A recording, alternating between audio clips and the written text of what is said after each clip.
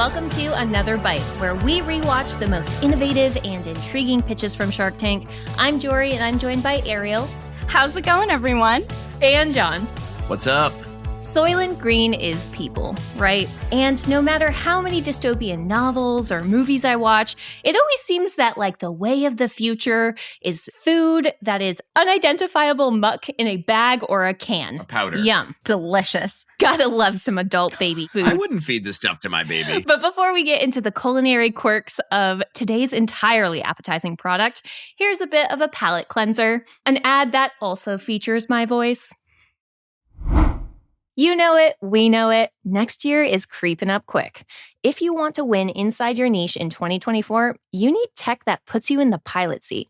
The new HubSpot Sales Hub will help you close out the year strong and kickstart your success in 2024. Teams can collaborate on every inch of the customer journey and keep operations running smoothly with comprehensive prospecting workspace and powerful sales analytics tools that keep data connected across teams. And with over 1,400 integrations, there's a ton of ways to mix in new features. So finish out Q4 strong and gear up for the new year with HubSpot Sales Hub. Learn more at hubspot.com/sales. So today's product, we have Proper Good. And Proper Good is brought to us by Christopher and Jennifer, who are siblings. And these founders are asking for $400,000 for 10% in their business, which is a $4 million valuation. Now, That's a lot. Yeah. So we've got a high valuation. We've got a bit of an interesting product, which we were hinting at with today's intro. Okay, so Proper Good meals are these conveniently packaged, ready in 90 seconds meals that, I'm getting Sweeney Todd. It's giving Sweeney Todd because they rolled up with, French accoutrement. They had powdered wigs on and these big old dresses. And they're selling us these products that are a bit like questionable meat in sacks. It's like these sacks of food that are shelf stable for 8 months and they ship to you directly. Jorie, I have a feeling you love this product. Questionable meat in sacks? That is a vibrant description. The morbid. How would you describe this product? It's like It's soup in a bag. they're meals to go.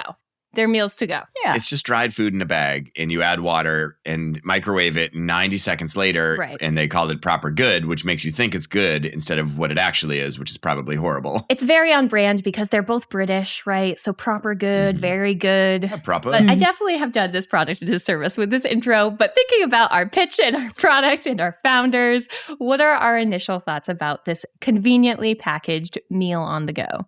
You guys may hate me for this, but I don't think it's that bad of a concept. Okay. As someone who doesn't take as much time as she should to cook during the day, and I like things that are quick and accessible and easy, this is kind of right up my alley. And when you think about food subscription industries like HelloFresh, it's always catered towards 2 people for the minimum size. And when you are a single person living alone, it's nice to have something that's very quick, convenient, and is properly portion size. So I actually think when you can look past the meat in a bag analogy, Jorie, that you so lovely painted for us, there is a market there. I think when people think about subscription-based meals or frozen food, they want something that feels fresh and knowing that it's good for them.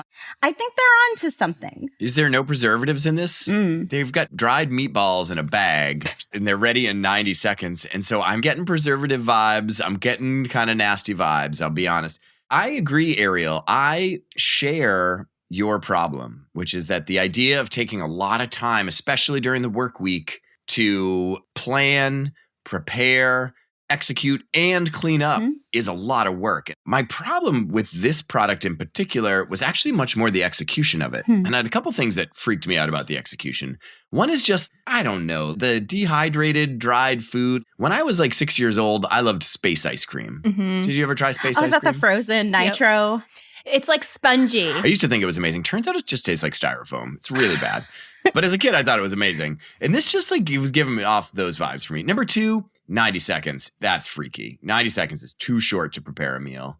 I think it's pretty well known that when you actually put some amount of work into something, you tend to value it a lot more. You think it tastes better. People tend to value putting work into things. And I think that actually contributes to people thinking that a meal is good is feeling like you did just enough work.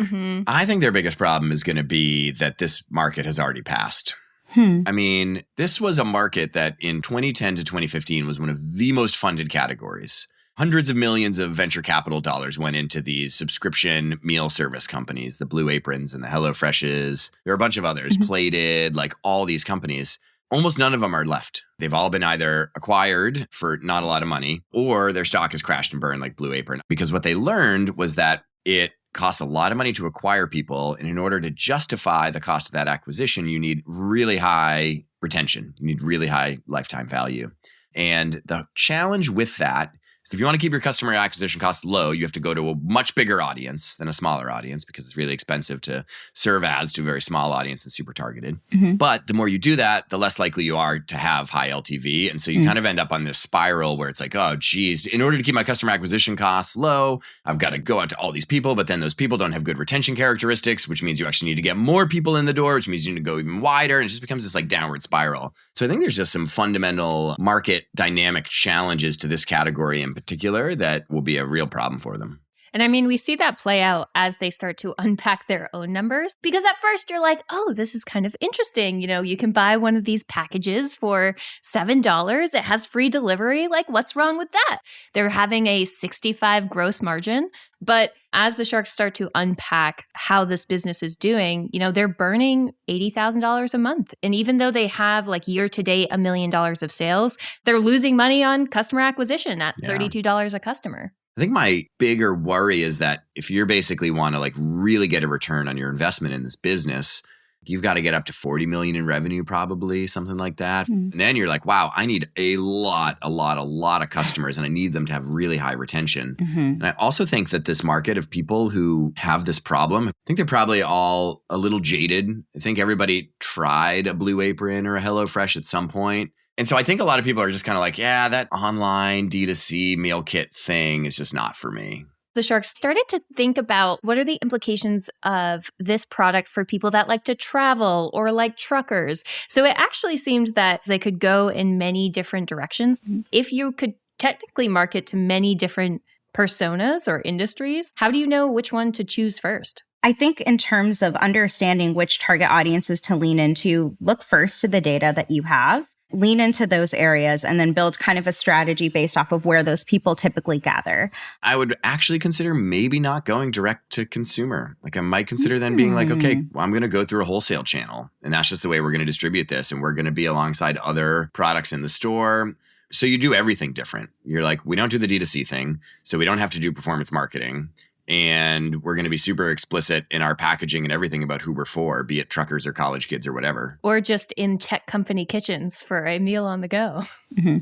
But a major moment in this episode was also Mark saying, you know, I like this product, but in order for me to get on board, you have to change literally everything, like your messaging, your marketing. And granted, in my defense, if they didn't want me to think Sweeney Todd, they shouldn't have walked up with this completely random set of costumes. They already have a British accent. The proper good thing didn't need to be reinforced by 15th century costuming. But, you know, founders make choices all the time. Who am I to judge? It's fine. They have this name in their mind that they're really set on, which is like proper good and being British. And they're trying so hard. And I think that's where the branding fails. Because when you look at the actual packaging, the font, it's very fun. It's playful. It's light. It feels fresh. The fact that they're using a lighter color palette, like it feels like something that will pop out on the shelf. They were trying so hard to make this whole image of it's properly good for you. Like it kind of reminds me almost of like the poopery. Grey Poupon. Yeah, exactly. Yeah. I feel like they were trying to go for that kind of shtick and that angle a little bit, which I don't think translates really well into grocery. So I actually disagree with Mark's comment there. I think they could probably do some tweaking with the name, maybe not proper good. Maybe they own into the fact that they are prepackaged soup as opposed to trying to make it feel good. In fact, if you just go into the soup category, that might actually do better for them. Right? Instead of being like, we're 90-second meals, it's like 90-second soup. You're like, oh, I get it. I'm already pre-trained that like cup of noodles is an option for me. But I know that cup of noodles is going to probably take a few years off my life, you know?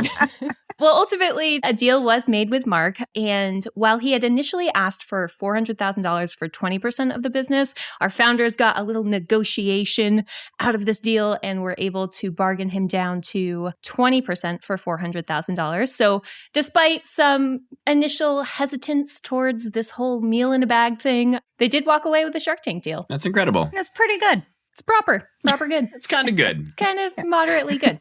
It's fine. So I have a proper update on this company. So remember the whole Shark Tank deal? It never went through. Oh. So I know it was a handshake deal. Oh, no.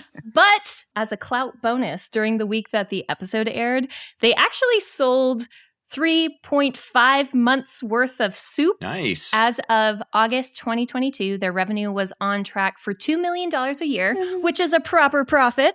And they are currently in Walmart. Oh. So they have broken into that They're grocery into the store. wholesale game. Yep, category. Huh. So not very on brand with the whole British thing, but, on brand for the whole profit thing. So we love that. Proper growth. Proper growth.